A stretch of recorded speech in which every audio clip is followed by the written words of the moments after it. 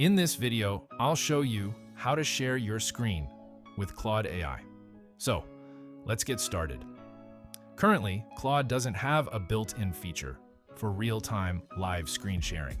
But there are two easy ways to share what's on your screen.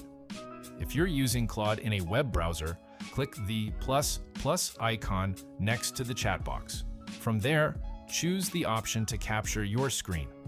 You can share a specific browser tab, an individual window, or your entire screen. After selecting what you want to capture, Claude will automatically insert a screenshot into the chat. You can then ask questions about anything that's visible on your screen.